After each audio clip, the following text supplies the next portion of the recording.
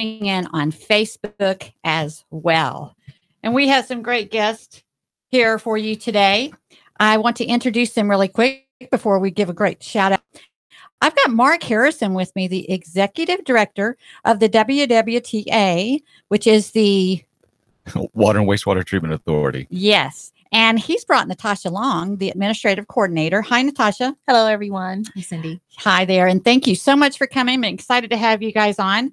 Mark and I are buds. We see each other at church at times. And I've been working on coordinating to get him on the show for quite a while. I have busy people on my show. So it's like I spend so much more time coordinating, getting good A-list people on the show than I do actually spending my hour-long shows.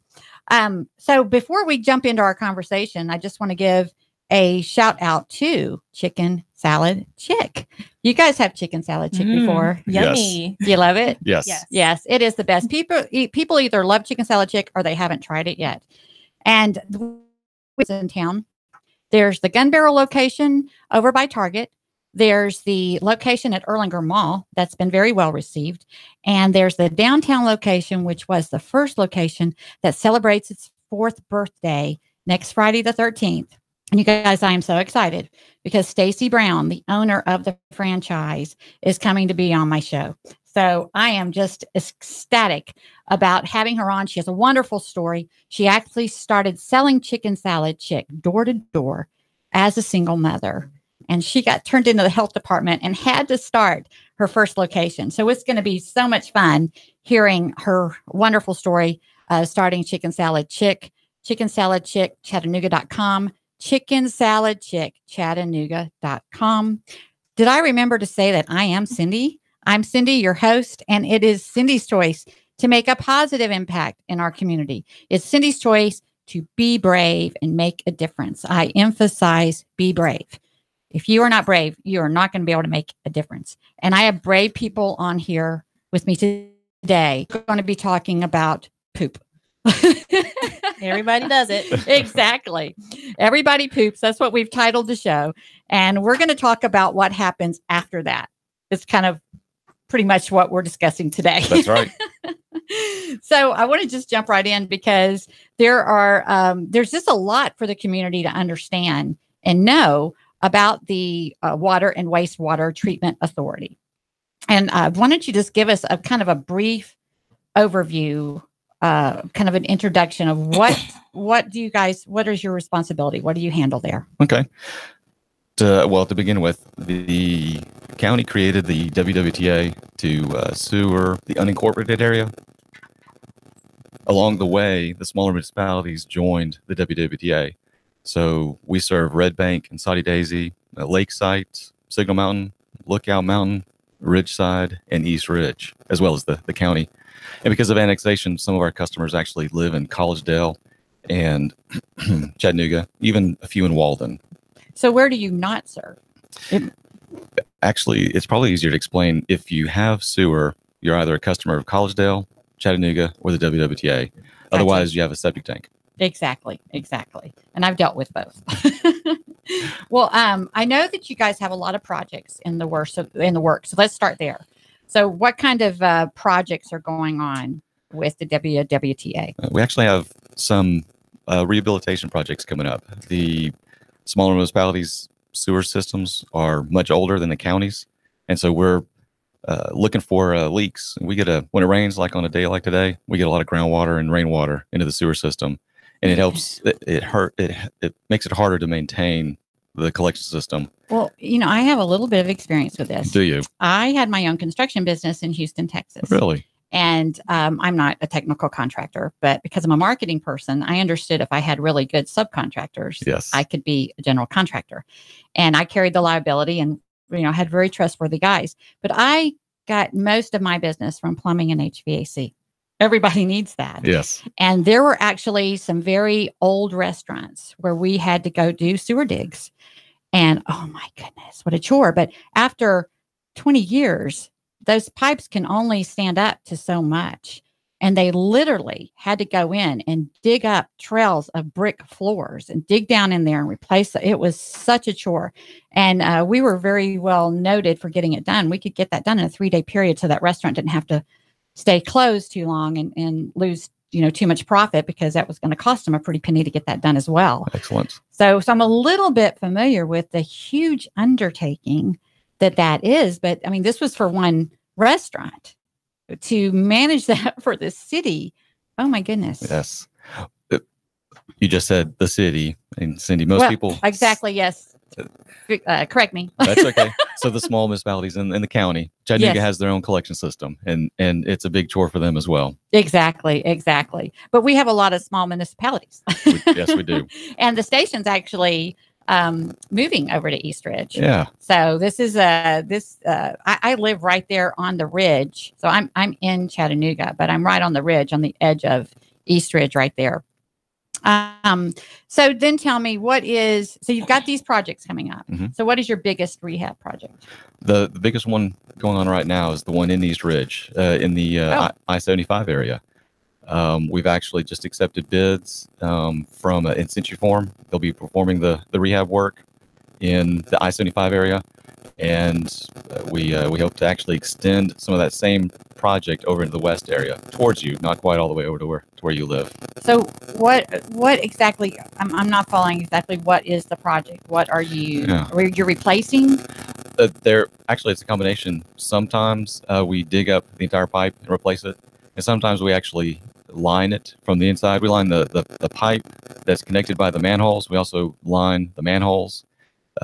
It's rare that you dig and replace a manhole, but you can line the inside of it so the water can't get through. A lot of them were made out of brick, and the mortar, the grout, will basically erode away, and that allows groundwater or shallow rainwater to get into those manholes. And when we line the inside of it, the point is to try to keep that groundwater and that rainwater out of your sewer. Now, and but this isn't really affect main thoroughfare, like traffic wise, a whole lot, does it? It will. That'll be one of the things we take into consideration, whether we line an existing pipe or we dig it up and replace it with a new one. But even if we're lining, the contractor will have to shut down some of the roads. Most of our sewer is actually in the road. Some of it is off roads, in backyards and easements, but a lot of it is in the right of way, under pavement. Wow. And but a total with projects, there's something like 1,800 vertical feet of manholes. Is that correct? Yes. Oh, yes. That's. I'm like, we just don't realize, it's like we think of our neighborhood or our vicinity, but there's a lot that has to happen to manage this. Yes, and that number actually just represents the worst of the worst in that one basin in East Ridge. We have a lot more vertical feet of manhole to inspect and maintain. Oh my goodness. So that number you have there is just referring to that one project. Wow. And all this is on your shoulders? Yes. It's a good thing, though, I have a lot of support. Exactly. Yes. Shout out to Natasha. That's right. So you are actually looking for a site for a new wastewater treatment plant. Is that correct? We are. Yes. We, in order to honor our original mission to sewer the unincorporated area and to meet the needs of expected growth, and even to work with the city of Chattanooga, most people don't realize that almost all of the sewer ultimately goes to the city of Chattanooga and to their wastewater treatment plant at Moccasin Bend. Oh. And they have the same problems. It's costing them a significant amount of money to handle that. And we realized that we could spend approximately the same amount of money in doing our share to help the city of Chattanooga, or take an alternate route for the North Ooltewah area and invest in a new treatment plant and deflect some of the sewer that currently goes to the Chattanooga. And then with new development, that sewer that if we had left things alone would have gone to the city of Chattanooga, we can divert that to a new treatment plant. Wow, that sounds very necessary. It is, because everybody poops. Right, exactly. And Natasha, let me just jump over to you really quick, because we understand pretty much what an executive director it's all on Mark. But so tell me a little bit about being administrative coordinator at the water. What are some of your challenges Yes, over there? just overall making sure we're able to function, making sure that I definitely am there to support Mark and support the staff and making sure that our staff is equipped with the information that they need to educate the public and be able to answer any questions that they may need answered whenever they call in or come in to pull a sewer permit, or if they have questions about their sewer bills. So I just take the lead on that and making sure that we're equipped with all the information that we need. That's good information to know. It sounds like you're in a servant leadership role. Correct. Correct. That's a great place to be. But that is emphasize a little more about what the public can acquire at your office. Well, they can come and pull sewer permits at our office. They can come in at our new walk-in payment sewer location and pay their sewer bill. We take checks, money orders, credit and debit cards. So there's no fee for any checks or cash payments. So they can come make a payment other than paying by phone or over the website. Now, or is this multiple locations or the one that I know of downtown? This is the one downtown, the main location. Okay. Actually, Cindy, you probably go to City Hall to pay your sewer bill. I'm thinking of your personal office right down there. That's true. Where yes. If you get water from Tennessee American, you can come down to the building, the DRC, and pay your sewer bill. All right. Suite 1008 on the first floor. Well, there you go. Suite 1008. These projects, let's get back. We're going to talk about projects some more. They're necessary to help you guys meet some goals, right? Correct. So, what are some good things that our listeners, we could help listeners understand, including myself, I'm listening here, to kind of help out with, because this to me is, this is a big deal. I mean, I work a lot. I've been focused a lot on the homeless issue. And I've been speaking out about panhandling and so forth like that. And people don't understand when a lot of homeless people start congregating in an area, the kind of issues that start to happen there because of them not using facilities. Yes. And so I'm kind of got a little bit of awareness because of my background in construction and because of working with the homeless community. So what do our listeners need to know? How can they help not contribute to any issues that come with like the sewer system getting overwhelmed, or while those certain areas are waiting for repair and so forth like that? Yeah, that's an excellent question. You actually reminded me that part of what we do is protect the human health and the environment. There are places that have failed septic tanks that need sewer. You also mentioned the restaurants. They do a lot to help when they you may not realize it. Whenever I go to a parking lot at a restaurant, I see where their grease interceptor is. Right. They catch that grease, intercept it, just like the name implies, and then they haul it off to be recycled. That if you keep your grease, if the restaurant keeps the grease out of the sewer system, and you at home keep your grease out of the sewer system, that helps prevent overflows. The grease actually will congeal on the inside of our pipes and reduce the capacity of the pipe. Oh, yeah. Because what I do is I always save jars and keep them under the kitchen sink.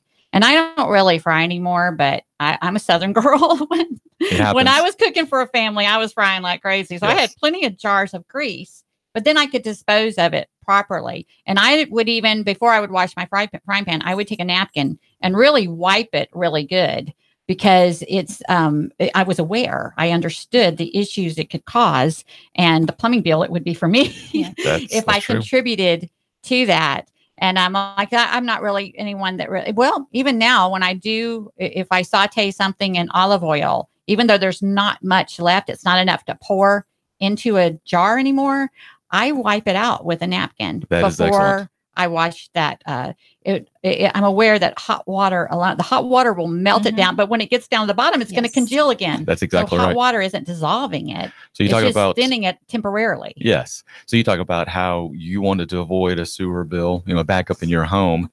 Using the hot water does exactly what you just described. It pushes it further, and most of us are using less oils and grease these days. It will still. Basically, all of us, we have a lot of trouble around apartment complexes because we've got a concentration of folks using grease. And so we actually go out and clean those pipes to prevent backups. But if homeowners would do like you do, we would have less, which is one of the things it could help prevent overflows if we don't get there in time. It'll also help our staff in that we can do other things instead of hiring additional staff or needing additional equipment. If we could avoid some of that cleanup, it would help. I don't count on it, but I would ask. That's something that our customers can do to help. We also, one of the things that are convenient for folks to do at their home is to tie their gutters or a yard drain to their lateral. Their lateral is the pipe that connects their home to our sewer mains. When that happens, you're directing that rainwater directly into the sewer system, or the water out of your yard, or even sump pumps in their basements. Those need to be discharged appropriately away from the home, but not in our lateral or in their lateral, which reaches our sewer main. Okay, help me understand. So you don't want the overflow water, the rainwater going into the sewer. That's correct. All right. That's something that you just wouldn't think about. No, Right? You would think that would be a good thing. right. Yeah, It keeps your water from getting mushy. It keeps perhaps the backyard from staying wet. There are other ways to address it besides putting it in the sewer system. And folks, some folks may not even know that the prior owner had done that, and they're just not Right. aware of the fact that they're downstream I don't know if contributing. home inspectors can figure that out for them. They probably can. It's not in this. Once you know what to look for, you can figure it out. But most people don't pay attention to it, and that's why we really appreciate you having us on your show so we can talk about some of these things. Exactly. And Cindy, And- really quick, Yes. flushable wipes are definitely not friends of the sewer system. So I know they're easy, they're convenient, but Wow. they're definitely detrimental to our sewer system. And that's something that That's customers really- and the that- public should know, or any type of hygiene products. Right. And since we're talking about everybody poops, that's good information to know. Because Yes. that's to say what flushable, and we all know about feminine hygiene products and Yes, so it's a forth big like no-no. that. You need to, I guess the bottom line would be just flush minimally what you have to flush. Solids and paper. Solids and paper. Right. Yes. And Natasha saved me because the guys would have killed me if I hadn't mentioned the flushable wipes. They're called flushable because they can be flushed, but they should not be flushed. Mhm. They actually clog up our pump stations, and I've asked the guys to collect some photos so we can put up on our Facebook page so people can see what happens at a pump station with where all those flushable wipes congregate. Oh my. Yes. When that happened, you talked about, because we had when we first purchased a home out in Texas, we weren't there a couple of months, and we had to, the pipes got backed up. And it was because the previous homeowner had forgotten about this. The previous owner had flushed feminine hygiene products. Mhm. And we're like, that was like, and I didn't do that, but now I'm like, oh, okay, I really know you got to be careful what you put. And I know a lot of listeners they've had this experience. So you just have to take the personal experiences you've had at your own home and think about the city is dealing with that magnified Yes. by a whole lot. And we do need to do our part to keep that at a minimum. So we're down to a couple more minutes here on the Cindy's Choice Show, Nuga Radio 92.7 FM. And I guess what this last couple of minutes, it kind of makes sense to me, Mark, why like the sewer bill might be a little higher than the water bill. Yes. So kind of elaborate on that a little bit. That is a question we get quite a bit. A couple of things that come to mind are the fact that simply our pipes are larger than water pipes, or our pipes are deeper than. One of my favorites is the fact that if the water company has a leak, nobody really minds. If we have a leak, people expect us to get out there and clean it up, every time. Right. We can't just ignore something and let it go down the gutter.